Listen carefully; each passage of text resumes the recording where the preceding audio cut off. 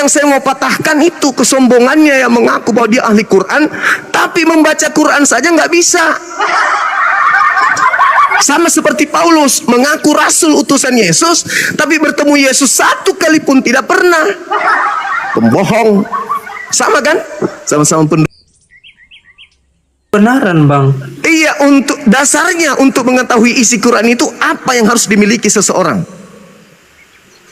Kalau di Anda kan Roh Kudus, Roh halus. Kalau di Al-Quran, di Islam apa yang harus digunakan untuk mengkaji Quran itu apa? Satu aja dulu sebutkan.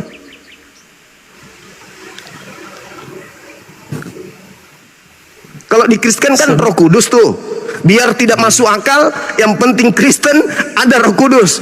Ibani saja. Kalau di Islam untuk mengetahui Al-Quran apa yang kita harus miliki? Satu apa? Yang pertama. Yang jelasnya Roh Kudus. Kristennya Roh Kudus. Iya, itu di Kristen. Kalau di Islam apa? Ini kan Quran. Anda kan mengatakan edis pakar Quran. Nah, untuk mengetahui Al-Quran tentu ada sub materi sebagai wadah untuk menampung pengetahuan itu. Saya tanya, apa yang harus dimiliki seseorang untuk paham Al-Quran? Pertama adalah, coba jawabkan sendiri. nah, katanya paham, katanya edis pakar, katanya dia begini bogono. Kok sekarang bingung?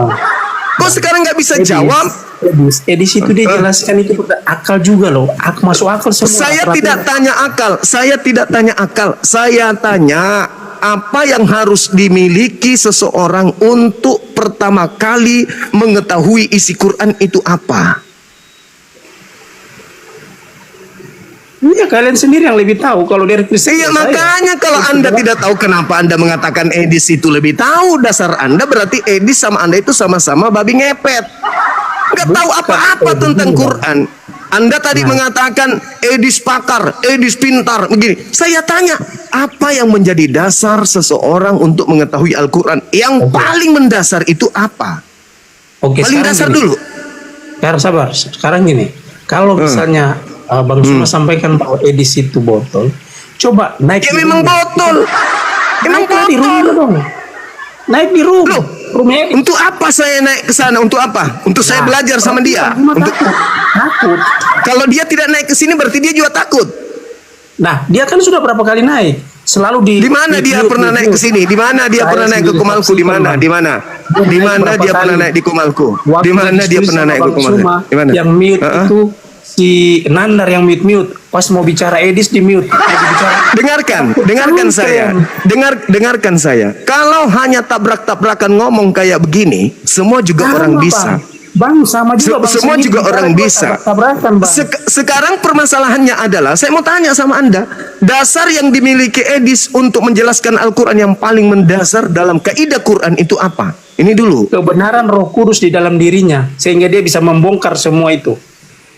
Kebenaran Roh Kudus dalam dirinya sehingga dia oke. Berarti ada Roh Kudus. Nah, sekarang Roh Kudus ini yang datang di Edis mengkaji Quran menggunakan dasar literasi Al-Quran. Dasar pijakannya yang paling mendasar apa? Yang diajarkan oleh Roh Kudus yang ada di Edis apa? Satu. Karena dia sudah hadir Roh Kudus di situ, sehingga Roh Kudus bisa makanya saya tanya pijakan Edis dalam mengkaji Al-Quran yang paling mendasar itu apa? Yang paling mendasar dulu apa? Jawab sendiri dong. Jawab sendiri. Anda suruh saya jawab sendiri. Anda sudah menyanjung Edis setinggi langit, tapi Anda tidak tahu dasar pijakan Edis yang paling mendasar itu apa? Sekarang dengar, sekali live 20.000. Bukan saya Bang. Saudara, kebenaran itu tidak dilihat dari banyaknya yang nonton. Tidak. Anda lihat ketika Kristen datang menjajah di Nusantara ini, ada berapa yang datang menjajah? Selama 300 tahun lebih Kristen menjajah Nusantara, ada berapa? Hasilnya apa? Tetap minoritas. Baik. Cuma begini. Jadi keburukan itu meskipun banyak yang menyaksikan tetap aja buruk. Kebenaran meskipun cuma satu yang menyaksikan tetap kebenaran. Gimana? Baik Bang Suma. Silakan. Kebenaran semakin banyak orang kesini mempercayakan itu, maka tingkat kebenaran semakin tinggi. Paham dulu itu. Kenapa Belanda disaksikan menjajah Nusantara, banyak mata memandang, kenapa enggak jadi murtad semua? Sebentar dulu bang, sebentar bang. Sebentar. Jadi nggak enak ini. Kenapa? Semakin Belanda kita datang, berbicara dengar. Belanda datang lengkap dengan senjata, mendirikan gereja, mendirikan lembaga Bible di Batavia. Tapi kenapa tetap minoritas? Padahal seluruh pribumi Indonesia menyaksikan mereka datang dengan penginjilan, dengan misionaris. Kenapa tetap minoritas? Kenapa? Karena tidak ada kebenaran yang disampaikan kecuali hanya tipu-tipu. Sekarang gini bang, kita benar pakai skala dunia ya, skala dunia. Oke. Apa? Benar dan apa skala dunia? Benar dan salah ya. Oke, apa skala dunia? Banyak orang mempercayai sesuatu, tingkat kebenaran itu semakin tinggi. Alhamdulillah itu. Sekarang gini. Alhamdulillah itu dulu.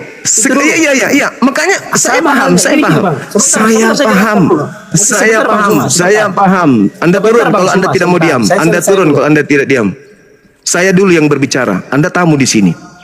Barat, kamu katakan mayoritas Kristen, itu hanya tinggal simbol. Gereja ditinggal kosong. Tidak ada orang kemudian yang melakukan aktivitas kekristenan. Yang mereka lakukan Natal. Natal juga bukan hanya merupakan sebuah ritual agama. Natalan itu ya lebih kepada minum, seks, mabuk-mabukan, pesta. Bukan menjalankan Bible. Kedua, Barat mayoritas Kristen karena Islam belum datang waktu itu. Terlanjur ke penguasa Roma, Imperium Romawi, melakukan penekanan terhadap dunia agar semua orang bisa masuk ke gereja. Banyak ilmuwan yang dibunuh karena berlawanan dengan gereja. Sekarang orang Kristen itu banyak mayoritas Anda katakan kalau dikumpulkan semua, tapi ingat, mereka semua saling bermusuhan satu sama yang lain. Katolik, Protestan, Advent, mereka tidak bersatu.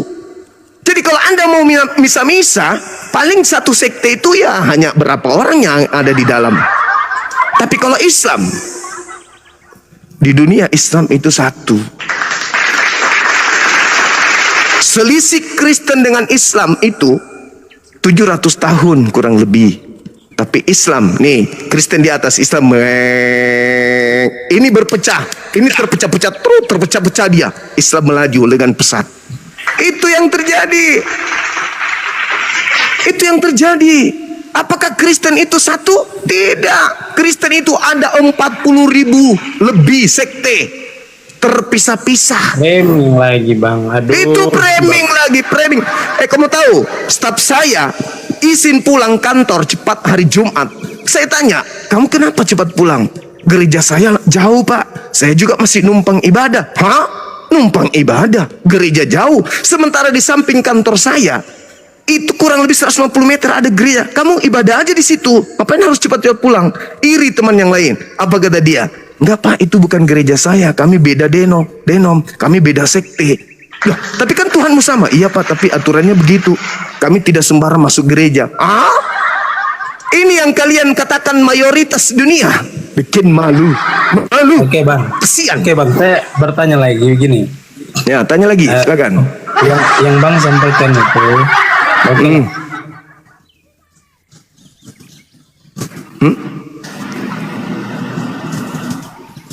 Wow, kok berubah?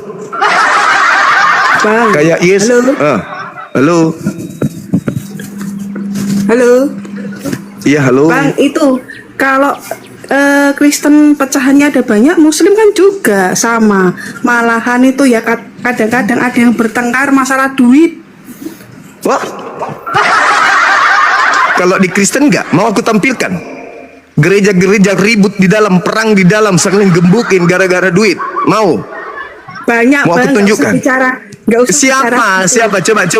Sebutkan satu. Nanti aku Nggak tunjukkan usah videonya jauh-jauh nih. bang. Di area Ya, saya sini aja tuh masalah aku tunjukkan nih. infak aja ribut kok. Enggak ada itu fitnah. Itu kok fitnah? adalah framing Anda. Nih, saya tunjukkan. Enggak, framing itu kejadian nyata bang.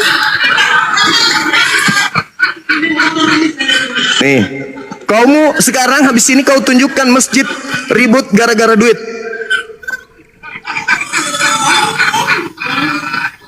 Nih, habis ini kau yang tunjukkan giliran kamu. Habis ini ya.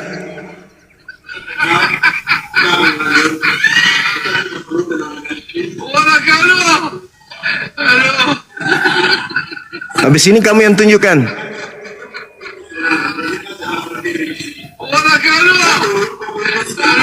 Kita kasih lari ya.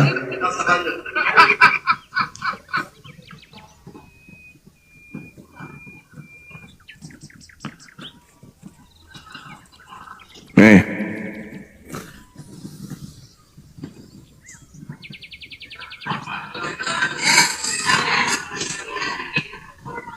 Ini gereja. Ini gereja ini. Gereja.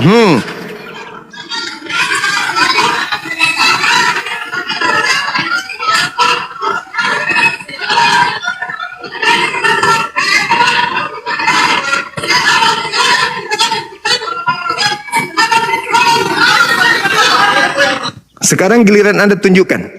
Di masjid ribut karena uang. Silakan. Silakan buka kamera. Buka kamera Anda sekarang. Perlihatkan di masjid ribut karena duit.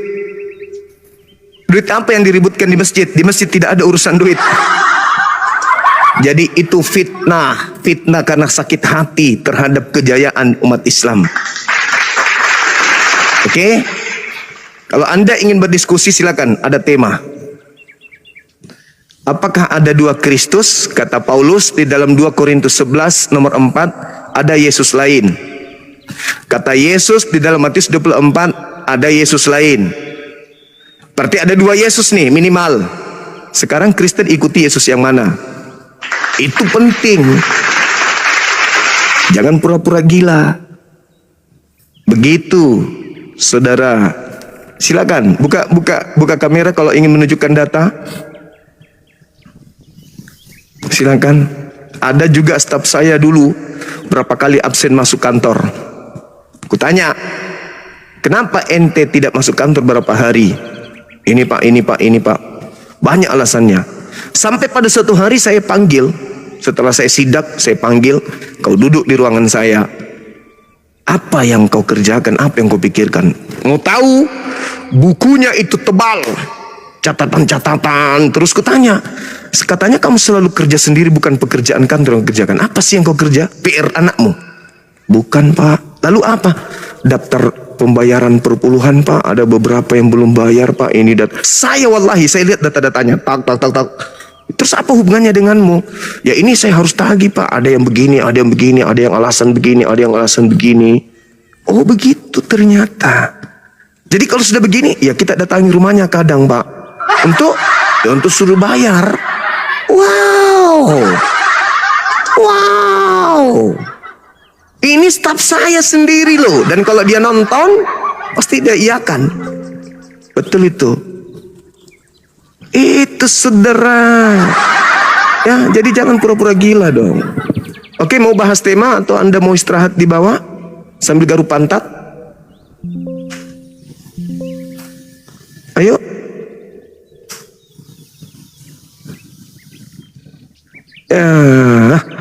Bela.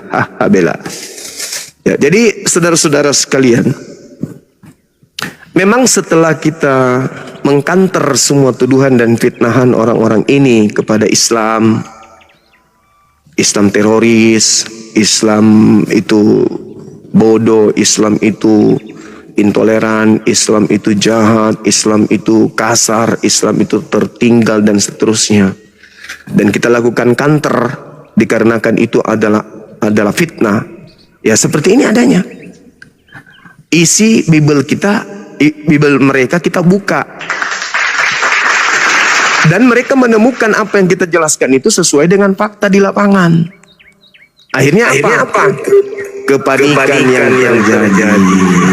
Mereka panik. Mereka ingin menghentikan kita. Padahal harusnya mereka yang menghentikan misi kristenisasi mereka.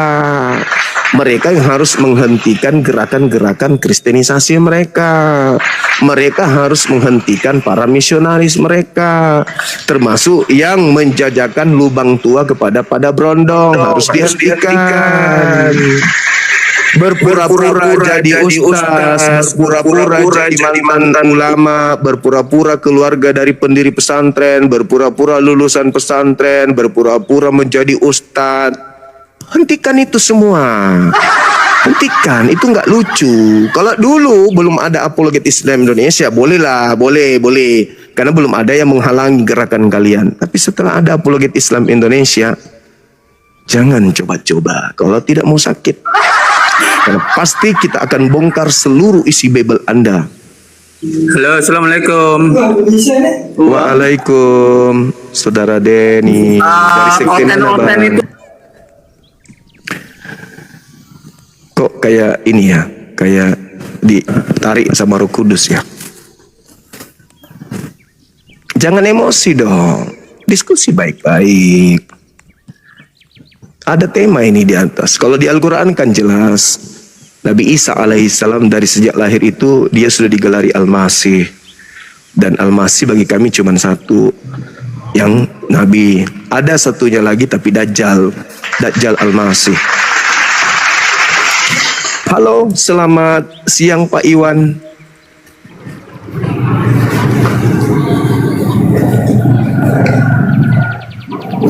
Pak Iwan, selamat siang.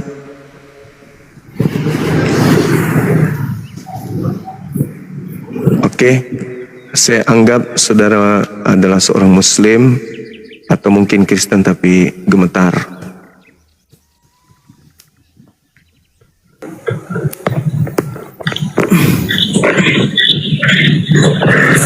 Halo. Noise. Assalamualaikum Bang. Waalaikum. Salam dari Flores NTT Bang. NTT. Ya. Mau nanya nih Bang. Siap. Kalau Noise bang. Dimatikan HP-nya yang satu. Kencang kali soalnya. Kayak ada suaranya Bang Suma di sana dan kayak saya kenal suara itu.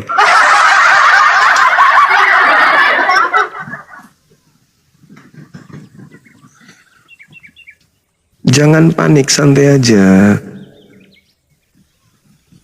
Kalau Edis jagoan ya kesini dong.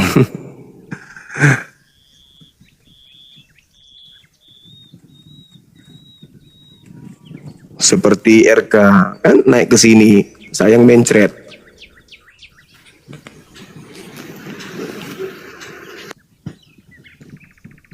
Halo.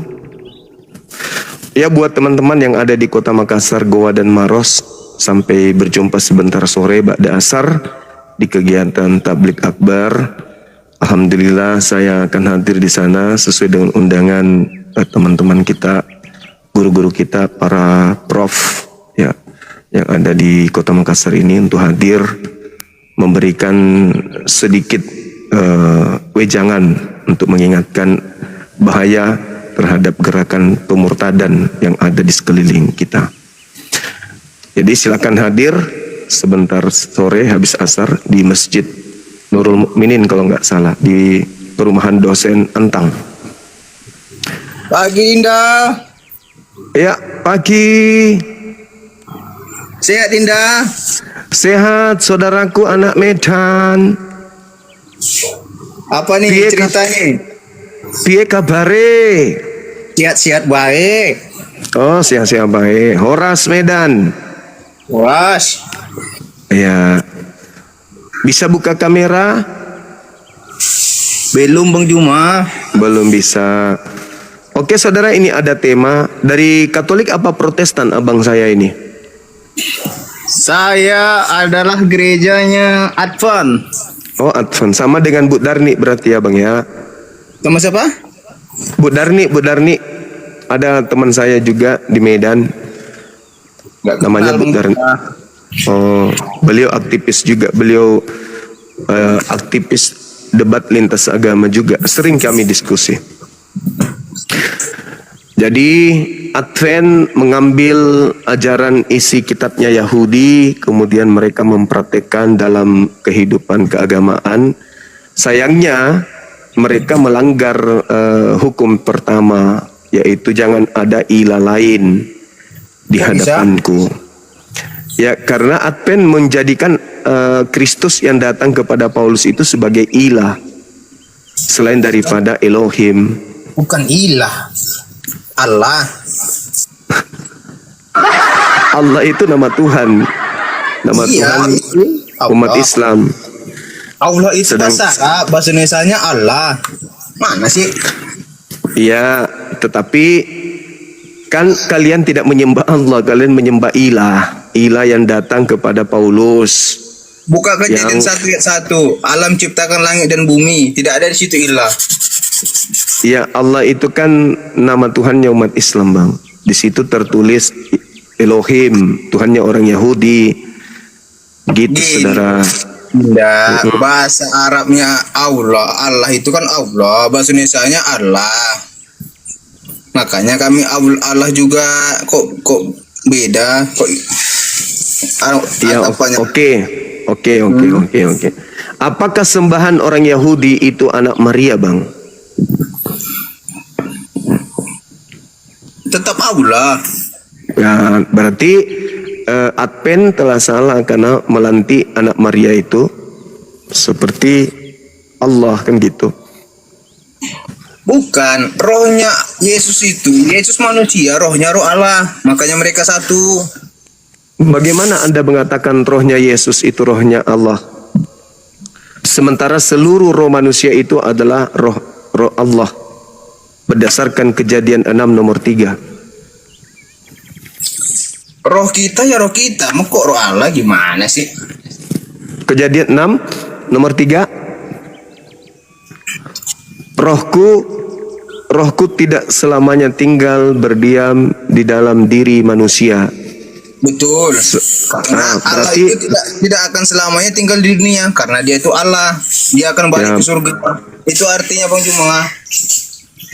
Artinya roh yang ada dalam diri manusia itu semuanya adalah roh Tuhan. Itu dalil. Jadi kalau roh di dalam diri Yesus itu Anda anggap Tuhan, harusnya roh yang ada di dalam diri Pak Bom Bom itu juga Anda tuhankan. Apalagi Pak Bom Bom itu, saya tidak kenal itu Bang Jumala.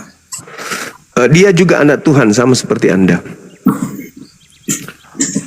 Nah, sekarang di dalam tubuh Kristen itu berdasarkan Bible itu ada 2 Kristus, Bang. Bahkan lebih dari 2. Tetapi yang berlawanan ajaran itu adalah Kristus anak Maria dengan Kristus yang datang kepada Paulus. Yang Betul. adalah Gini, sembahannya Mas, orang Kristen. Di akhir zaman dalam iman kami akan banyak mesias palsu. Makanya bukan hanya Termasuk- dua, banyak. Termasuk yang datang kepada Paulus itu asli atau palsu? Asli. Tapi kenapa Yesus melarang percaya? Kok melarang percaya? Itu katakan Yesus itu karena ada mesias palsu di akhir zaman. Dari zaman yang datang kepada murid Yesus pada saat itu. Jangan dipelintir dalilnya. Bukan dipelintir ya, bahkan mesias palsu itu akan datang di akhir zaman, bukan hanya 2, 3, banyak gitu. Itu Termasuk- nasihatnya Yesus Gini. itu, Bu. Nasihatnya Yesus itu untuk muridnya yang hidup di zamannya Yesus, bukan untuk Anda yang Kristen. Kan saya Yesus- juga.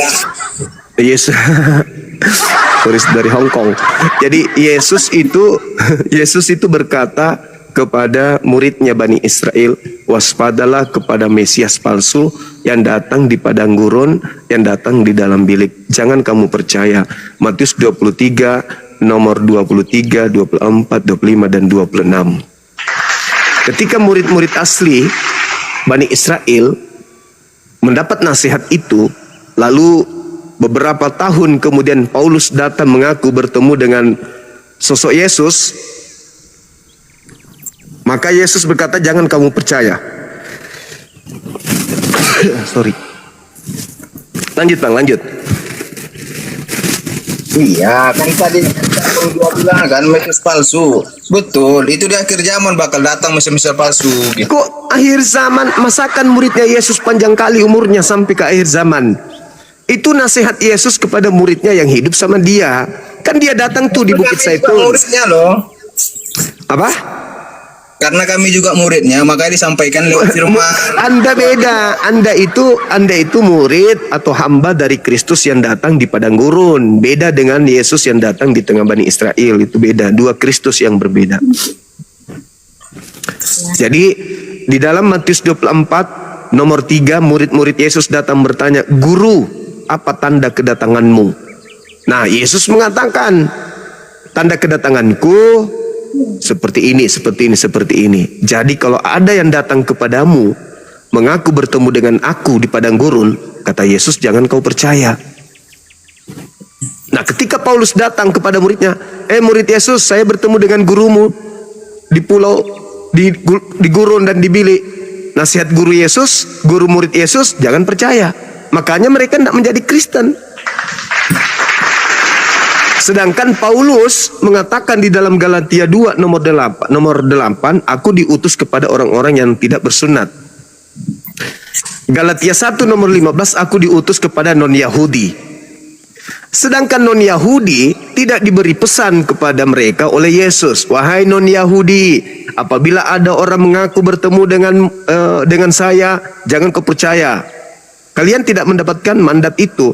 Yang mendapatkan mandat adalah murid-muridnya dari Bani Israel angkatan pertama. Matius 24 nomor 3. Sehingga ketika Paulus tahu kalau dia tidak mungkin dipercayai sama murid-murid Yesus, maka dia keluar ke non-Yahudi.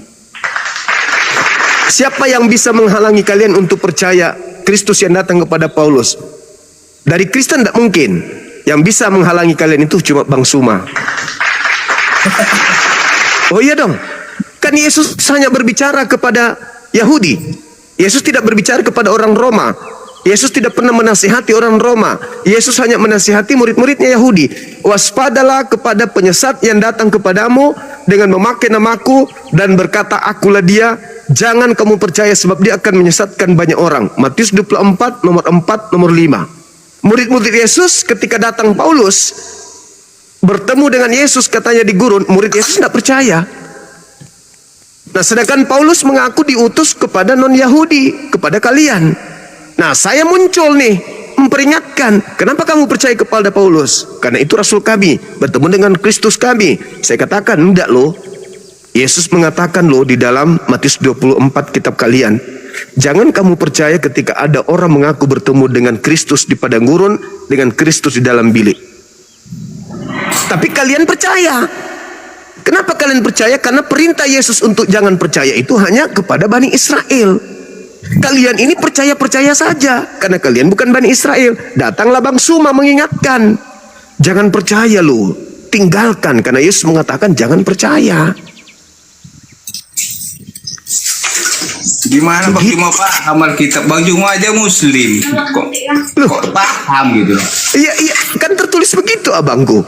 Seandainya tidak tertulis begitu, bagaimana mungkin saya mau mengatakan hal yang tidak tertulis? Ini Bang, abang mau cari kebenarannya, bukan kesalahannya, gitu loh.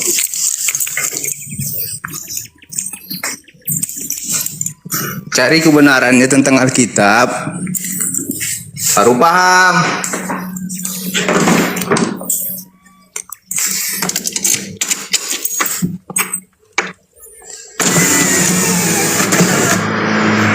Bang, saya sudah mencari kebenarannya. Perintahnya Yesus jangan percaya.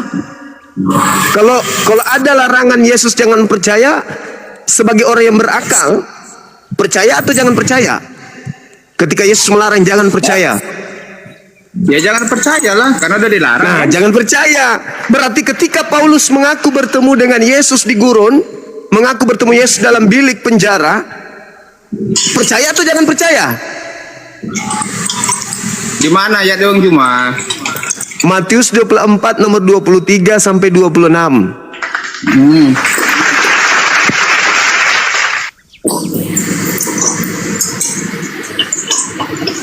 Coba Anda baca. Bentar.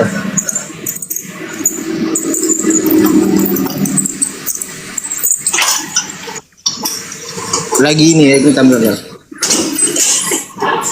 Baca aja Bang Juma biar saya artikan. Jadi apabila ada orang yang berkata Mesias ada di sini, jangan kau pergi di sana, atau Mesias ada di sana, jangan kamu percaya. Sebab Kristus palsu dan nabi-nabi palsu akan datang dan akan melakukan banyak mujizat, sekiranya mungkin akan menyesatkan murid pilihan kalian, murid pilihan. Maksudnya 12 murid. Camkanlah, aku telah mengatakannya terlebih dahulu kepadamu. Jadi apabila ada orang berkata ada Mesias di padang gurun, ada Mesias di dalam bilik, jangan kamu percaya. Tuh nasihatnya Yesus. Makanya saya memperingatkan kalian, ada loh nasihat Yesus kepada murid-muridnya agar jangan percaya. Tapi nasihat itu bukan untuk kalian. Murid-murid Yesus dinasihati jangan kau percaya karena dia penyesat. Sedangkan ketika Paulus mengaku bertemu dengan Kristus, dia tidak ke murid-murid Yesus. Dia langsung ke Roma, Yunani mengajarkan orang-orang. Orang-orang percaya. Kenapa orang-orang percaya? Karena Yesus tidak pernah ke Roma untuk mengajarkan. Kalau ada Paulus datang ke sini mengajarkan bertemu dengan aku di gurun dalam bilik, jangan kau percaya. Yesus tidak pernah ke sana. Sehingga Paulus bebas mengajarkan itu kepada orang Roma dan Yunani. Dan termasuk kepada Anda. Saya hadir untuk menjelaskan di dalam kitab saudara. Yesus pernah berkata loh, jangan percaya kalau ada orang yang mengaku bertemu dengan dirinya di padang gurun. Itu untuk akhir zaman Bang Jo. Akhir zaman itu menceritakan bahwa banyak Mesias palsu. Sekarang ketika muridnya gitu loh. Ketika kemudian Yesus mengatakan itu, dia katakan kepada siapa? Apabila ada orang berkata kepadamu ada Kristus di sana, ada Kristus di sana, jangan kamu di situ siapa? Oke, kami kan muridnya juga kan, makanya sebelum itu, sebelum kamu di situ siapa? Muridnya, kami kan muridnya. Muridnya. Loh, jadi ketika kemudian Soekarno berbicara kepada orang-orang dengan mengatakan kamu itu untuk Anda juga. Karena Anda juga, kami ini sama Anda kan rakyat Indonesia. Anda kan rakyat Indonesia. Ketika Soekarno menasehati orang-orang yang hidup di zamannya Orde Lama, kamu jangan begini, kamu jangan begitu. Itu untuk Anda juga. Itu kan beda manusia dengan Tuhan. Yesus berpesan kepada muridnya pada saat itu bukan kepada Anda. Sedangkan kepada Roma saja tidak. Apalagi kepada Anda. Kalau memang bukan sama kami juga dikatakan, kenapa ditulis di Alkitab gitu loh. Itu kan muncul dari orang-orang yang melakukan penyelidikan terkait Yesus dan pengajarannya. Justru itu, makanya disampaikan kepada kami, jangan percaya pada Mesias palsu. Maka akan muncul di akhir zaman gitu loh.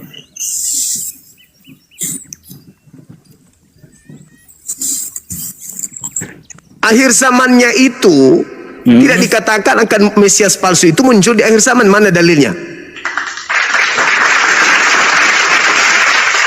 Ada di Alkitab loh Bang Juma. Iya, mana coba? Di mana dalilnya penyesat itu akan muncul di akhir zaman? Saya lagi nyetir ini, gak bisa buka Alkitab. Saya bilang tadi, lagi nyetir. Bukan akhir zaman. Penyesat itu muncul dan bertemu dengan murid-murid Yesus. Coba Anda baca 1 Yohanes 2 nomor 18 nomor 19.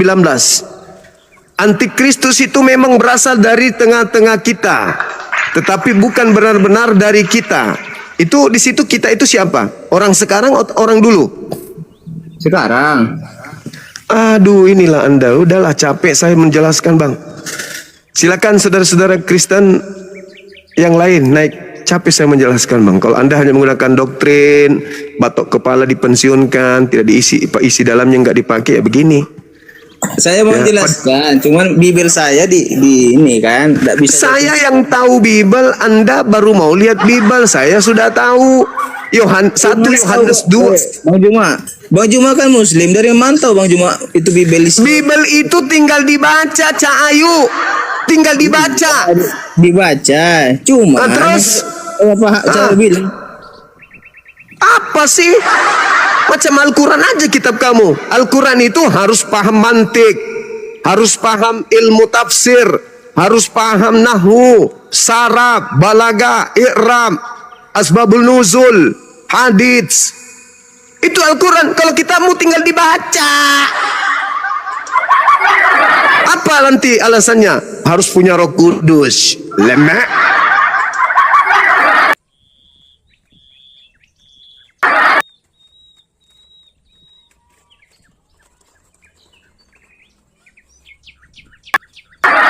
Ya, karena kalau nggak gini kapan lagi kita ngobrol, ya nggak Gurunda?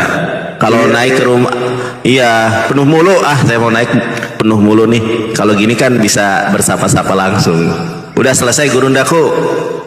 Dah. Oh udah. Maksudnya? Maksudnya ini mau akhiri lab gitu? Belum. Kok nggak ada oten? Oh baru buka. Siap Gurunda. Gimana kabarnya Bangku? Baik, alhamdulillah. Alhamdulillah. Ini saya lagi bahas Yesus poligami tapi nggak ada yang berani. Terlalu berat itu. Berat ya? Iya nggak ada yang berani. Ini surhat sedikit Gurunda ya, nanti saya turun. Wahyu 19 ayat ke-7. Kan saya tanya nih Oten, domba di situ siapa? Yesus. Anak domba itu hanya Yesus. Di mana dalilnya? Yohanes Injil Gospel Yohanes 1 pasal 29. Jadi anak domba siapa? Yesus. Oke. Marilah kita bersorak-sorai dan bersukacita karena hari perkawinan. Gemas suaranya Dinda. Gemas suaranya itu kayak Gema ya? Oh iya. Gimana sekarang? Ehonya terlalu tinggi kayaknya. Oh iya. Sekarang gimana Gurunda? Abangku. Nah, Udah. itu udah bagus. Oh iya, tadi ada Oten yang ngebabi-babiin saya tadi, makanya saya gedein semuanya. Abis naik malah nandar babi, nandar anjing, kata. Aduh, kataku naik malah bilang gitu. Ya udah, saya gedein aja suara saya. Kita lanjut Gerundaku ya. Yang ini curhat. Siap. Anak domba adalah Yesus. Oke, marilah kita bersorak-sorai karena hari perkawinan Yesus telah tiba dan pengantinnya telah siap sedia. Saya tanya sama mereka, pengantinnya ini siapa? Pengantinnya ya kami. Oh, pengantinnya itu orang Kristen. Iya. Laki-laki atau perempuan? Ya semuanya, laki-laki dan perempuan loh. Kalau gitu poligami ya. Gitu dia. Waduh, langsung kejang-kejang tuh. Gitu Gurundaku. Baik. Sehat selalu Bangku. Ada materi Abang? Ya. Lagi materi apa Bukan nih? kalau saya bukan masalah poligaminya loh. Apa yang saya coba-coba pikir- Gurunda? Yang saya pikirkan itu yang laki-lakinya bisa jadi mempelai wanita itu gimana ceritanya? Nah itu berarti bisek ya, biseksual kalau gitu ya. Kan Yesus ini mempelai laki-laki. Ya. Kristen mempelai wanita. Saya bayangkan Pak Bombo menggunakan gaun pengantin, hak tinggi, pakai cipok-cipok, pakai konde, bulu betisnya banyak, terus kemudian dadanya juga ikut berbulu, jadi mempelai wanita itu gimana ceritanya? Kalau Sampai oten yang lain, lenggongin. kalau Habis oten yang pikir lain saya. itu ada yang menafsirkan. Kalau oten yang lain itu ada yang menafsirkan mempelai wanita, ada yang menafsirkan pengantin. Ya pengantinnya itu ya laki-laki dan perempuan. Pengantin wanita. Kalau mereka kan boleh laki-laki juga. Iya. Gimana Bang? Silakan Bang. Coba dilihat di dalam ini, data saya ada. Coba Bang. Saya catat ya. Ini dapat Cemburu ilmu lagi. ilahi, cemburu ilahi. Kalau di Mana Wahyu itu? 19, Cemburu. Wahyu 19 nomor 6 tadi, nomor 6, nomor 7. Itu tentang Yesus kawin. Ada kan data itu? Kemudian 2 Korintus 11 nomor 2, 2, 3 coba.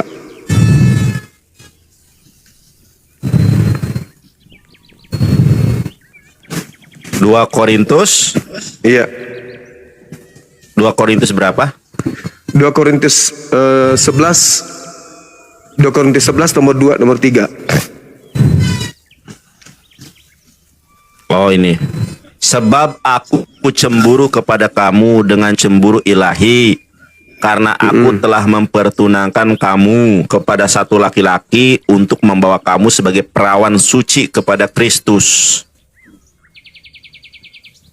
Nomor 3-nya, tetapi aku takut kalaunya ada 2. Kalau pikiran kamu disesatkan dari kesetiaan kamu yang sejati kepada Kristus, sama seperti Hawa diperdaya oleh ular. Oleh ular itu dengan kelicikannya. Mereka diidentikan dengan Hawa. Sebab kamu. Tapi untuk membuktikan keakuratannya, coba lihat di Wahyu 21 nomor 9.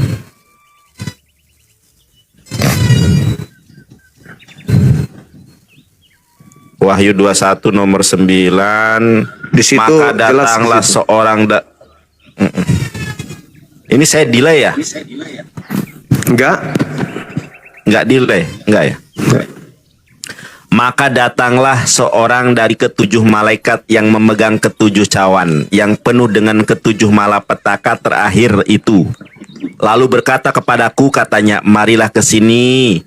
Aku akan menunjukkan kepadamu pengantin perempuan mempelai anak domba. Ini siapa nih mempelai perempuan? Kristen kan? Ya, itu tafsiran mereka Kristen. Iya, mereka Terus, mempelai laki-laki apa mereka perempuan? Kan disebut mempelai perempuan. Kan mempelai Berarti perempuan. nikahnya mereka. gimana dong? Kalau ya, kalau laki-laki, kalau perempuan, oke, kita masuk nalarnya. Tapi kalau Yesus menikahi menikahi laki-laki itu gimana, Gurundaku?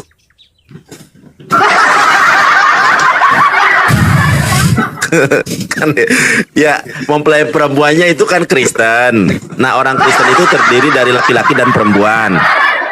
Kalau Yesus menikahi laki-laki itu bagaimana cara? Itu kan di ayat itu bukan menikah tapi kawin. Kalau saya lihat di dalam KBBI, kawin itu kan, mohon maaf, memasukkan jakar kepada vagina, itu kawin atau reproduksi.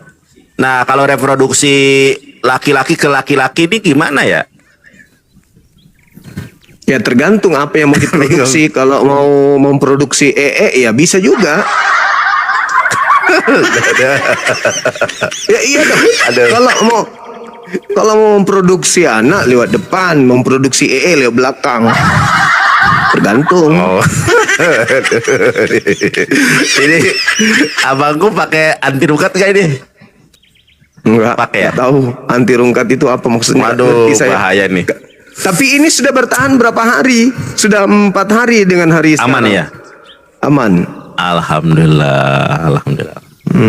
Siap Gurundaku, lanjutkan. Ini oton-oton pada kepanasan semua nih gara-gara Ya, Wahyu 219 bunyinya kayak gitu mau kayak mana? Iya kan? Maka datanglah seorang dari ketujuh malaikat yang memegang ketujuh cawan yang penuh dengan ketujuh malapetaka terakhir. Marilah ke sini, aku akan menunjukkan kepadamu pengantin perempuan mempelai anak domba. Anak dombanya Yesus. Yang lainnya mempelai mempelainya? perempuan. Siapa mempelainya? Kristen. Ya, Kristen. Berat nih. Gak tega aku kalau bahas ini. Belum ada yang mampu membantah gitu. Secara argumen itu belum ada. Aku tuh gak tega sebetulnya bahas ini. Saya mau kirim Spertus 1 cergen ke Bom-Bom. Serius, kalau dia mau Spertus. Tanya untuk apa? Spertus. Iya, Spertus. Spertus itu kan buat lampu yang dipompa itu ya, Spertus itu ya. Iya, Kalau iya. dulu kan belum ada listrik tuh. Petromak ya. Iya. Untuk apa? Oh iya. Untuk apa apa tahu? Siram betisnya Nggak tahu. biar bulunya gugur. Oh, bisa pakai itu. Bisa menggugurkan bulu-bulu. Kan nggak lucu kalau dia pakai gaun pengantin jalan berbulu betisnya, kan nggak lucu. Mana betisnya kayak betis kesebelasan pula. Aduh. Pakai hat tinggi kan, pakai cipo-cipo, ya kan, pakai pewarna muka.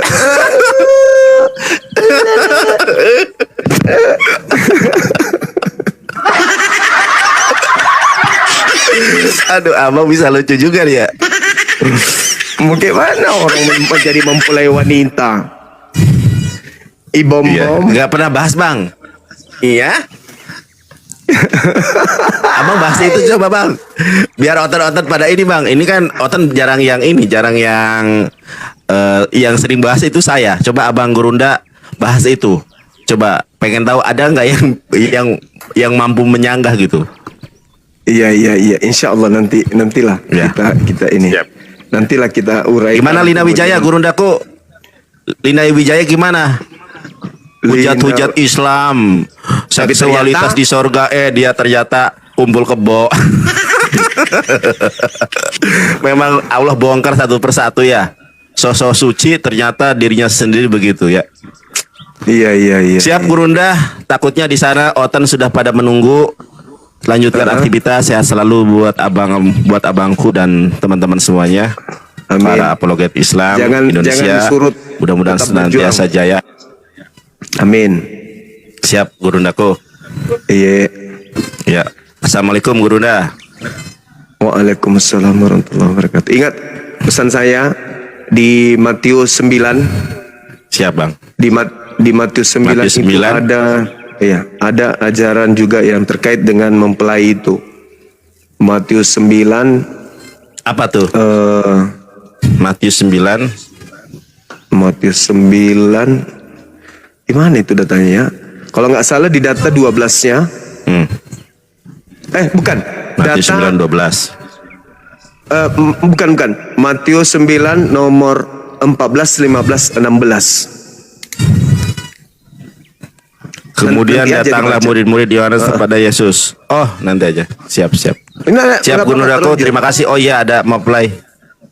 Kemudian datanglah murid-murid Yohanes kepada Yesus dan berkata, "Mengapa kami dan orang Farisi berpuasa, tetapi murid-muridmu tidak?" Jawab Yesus kepada mereka, "Dapatkah sahabat mempelai laki-laki berduka cita selama mempelai itu bersama mereka? Tetapi waktunya akan datang mempelai itu diambil dari mereka, dan pada waktu itulah mereka akan berpuasa." Mempelai. Oh, Jadi pengikut oh Yesus iya, itu masya Allah. mempelai kan? Ada mempelai itu. Lanjut Gunda. Oke, baik. Oke, Dinda. Makasih ya. Ya, penjelasannya Gurundaku, penjelasannya ini jangan sepotong. Penjelasannya gimana? Penjelasannya itu ada dua hal. Yang pertama terkait wajibnya puasa. Selama Yesus masih bersama dengan muridnya, wajib puasa 40 hari 40 malam itu belum. Tapi ketika Yesus sudah diambil, baru diwajibkan mereka untuk melakukan puasa. Pasangannya Yesus Siap, itu Gurunda. wajib puasa setelah mempelainya terangkat, maka mereka baru wajib puasa. Bisa ditekankan di data nomor 16-nya. Masya Allah. Jadi siap. Jadi Saya catat dulu ya. untuk mengetahui murid Yesus yang asli, mereka melakukan puasa sama wajibnya Yesus melakukan puasa. Masya Allah. Data nomor 15-nya itu Siap. jelas itu. Siap Nomor Gurunda, 15. jelas banget saya footnote Oke. ini. 15. Makasih Gurundaku ya, saya footnote dulu. Assalamualaikum Sama-sama. Gurunda. Waalaikumsalam Adinda, barakallahu fiik. Isang koriti aring nay gulon dan turun Kilo nyo jalange dan nagiulu Di tengah malam datang gado Maya badaru malululat tampuan donagari Parfum, songkok dan jilbab incaran saudara. Semua kebutuhan saudara bisa dibeli lewat channel kami. Terima kasih bagi yang sudah berbelanja lewat channel kami.